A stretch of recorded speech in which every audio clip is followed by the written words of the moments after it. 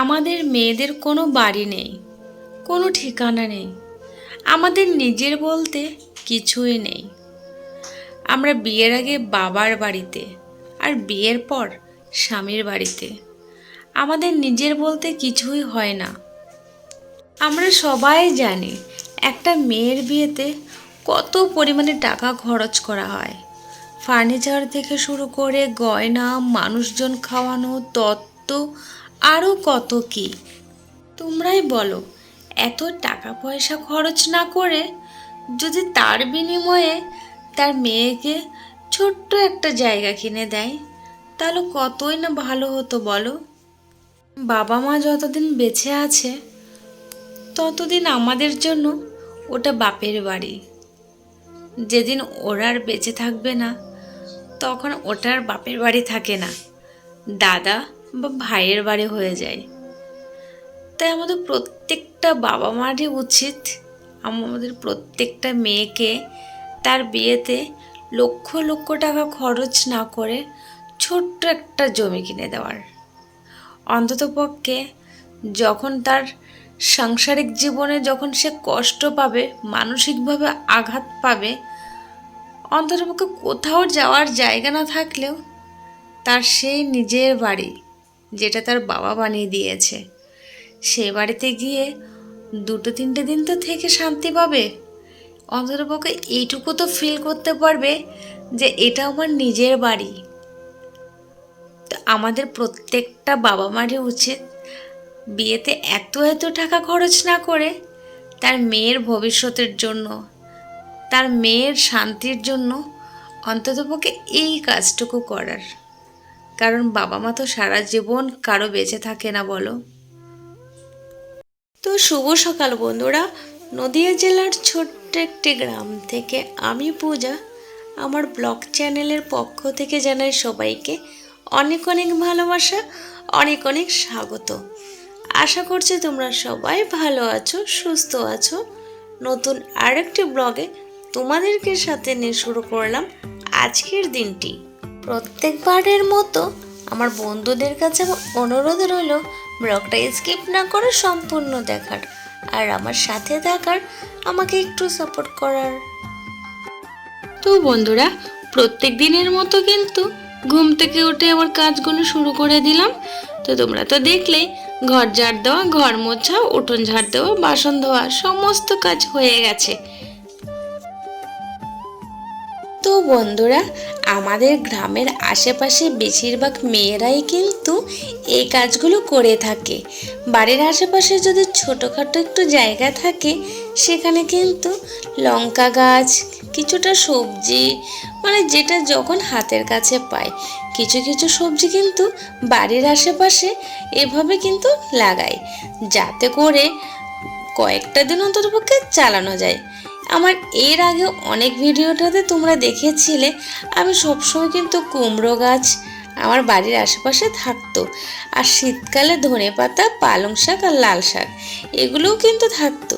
আসলে কি বলতো, আমাদের গ্রামের আশেপাশে মেয়ে বউরা কিন্তু বেশিরভাগই এই কাজটা করে থাকে। কেন বলো তো, মাঝে মাঝে মাসের শেষে এমন এমন সময় হয় যে হাতে টাকাই থাকে না, আর যেহেতু আমাদের মাসের শেষে টাকা পাঠানো হয়, তাই মাঝে মধ্যে কিন্তু হাতে টাকাই থাকে না।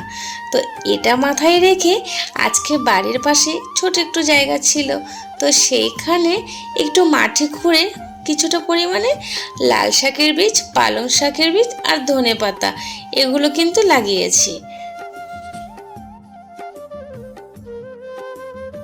আজকে কিন্তু একটা কথা মনে পড়ে গেল। আগে যে বাড়িটাতে থাকতাম, ওরা কিন্তু আমাদের একদম কাছের আত্মীয়। তো যেহেতু অনেকটা জায়গা খালি পড়েছিল, আমি কুমড়ো গাছ, পালং শাক, লাল শাক শীতকালে আর কি এটা ওটা ফেলে দিতাম বীজ। যেহেতু যদি কয়েকটা গাছ হতো, মাঝে মধ্যে ওটা দিয়ে মানে বেশ রান্নাটা, 1-2 দিনের রান্নাটা হয়ে যেত। এই চিন্তা ভাবনাটা করেই কিন্তু এই জিনিসটা করতাম।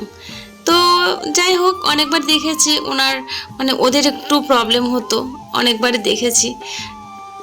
যদিও বা মুখ ফুটে কিছু বলতে পারতো না, কিন্তু ওদেরকে দেখলেই বুঝতে পারতাম। সবসময় না মুখটাকে কালো করে রাখতো, তো খুবই কষ্ট হতো, সত্যি কথা বলতে খুবই কষ্ট হতো। কিন্তু এই বাড়িটাতে ভাড়া থাকি, তারপরেও কিন্তু ওনারা নিজে থেকে বলেছে আমাদেরকে সবজি লাগিয়ে খাওয়ার জন্য। তো বন্ধুরা, বাইরের কাজ সব কমপ্লিট, আর এখন শুধু বিছানাটা গোছালে হয়ে যাবে। আর হ্যাঁ, একটু আগে তোমরা দেখলে আমি জামা কাপড় গোছাচ্ছিলাম, তো এগুলো তো কালকের শুকানো জামা কাপড়। রাত্রে শরীরটা খারাপ করছিল আর গোছানো হয়নি, তাই এখন সব গুছিয়ে নিলাম, আর সাথে দেখো বিছানাটাও গুছিয়ে নিলাম।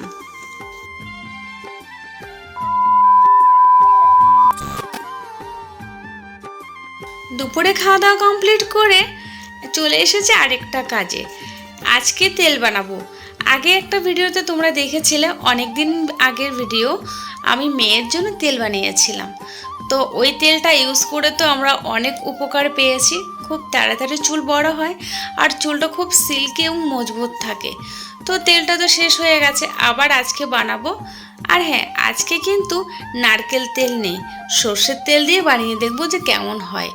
তো দেখো, বাটিতে কিন্তু আমি সব উপকরণ এক এক করে নিয়ে নিলাম। রিঠা, শিখাকাই, শুকনো আমলা, তারপর হচ্ছে বয়রা, হরতকি, রোজমেরি, তারপরে মেথি, কালো জিরে, অ্যালোভেরা, আর হচ্ছে কি পেয়ারা পাতা, আর এটা হচ্ছে জবা ফুলের পাতা।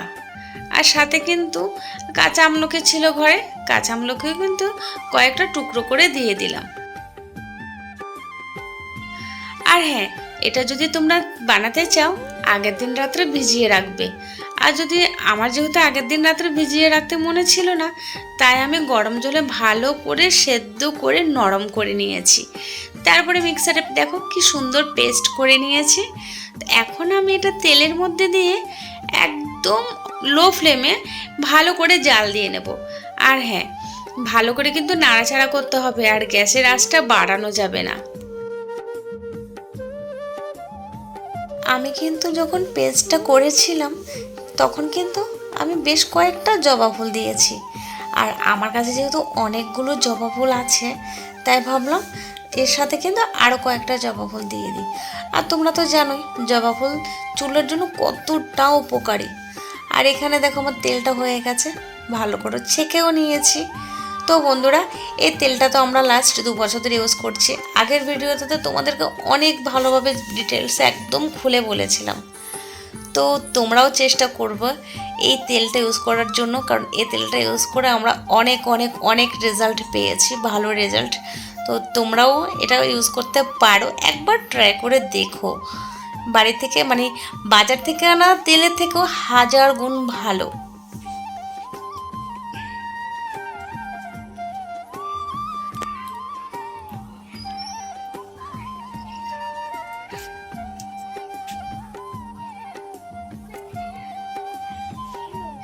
উপরে তাকাও। বিকেলে ইচ্ছে করছিল কিছু খেতে, আর ঘরেতে তেমন কিছু ছিল না, তাই মনাকে বললাম গাছের থেকে 2টো পেয়ারা পাড়তে। তো পেয়ারা কিন্তু তেমন ডাসা ডাসা হয়নি, একটু কোয়েষ্টা, আরও কয়েকদিন গেলে খাওয়া যেত। তো তারপরে না খেতে ইচ্ছে করছিল, তাই মনাকে বললাম পেয়ারা পাড়তে, আর ও গাছ থেকে 2টো পেয়ারা পেড়ে নিল। তো আমি আর মনা দুজনে মিলে কিন্তু লঙ্কার গুঁড়ো দিয়ে বিকেলবেলা পেয়ারাগুলো খেলাম। আর জানো তো, এই পেয়ারাগুলো একটু কোয়েষ্টা হলো, খেতে কিন্তু অনেক ভালো। তো বন্ধুরা, চলো আজকে ভিডিওটা এখানে শেষ করি। দেখা হবে নতুন কোনো ব্লগে। আর হ্যাঁ, ব্লগটি কেমন হয়েছে প্লিজ কমেন্টে জানিও।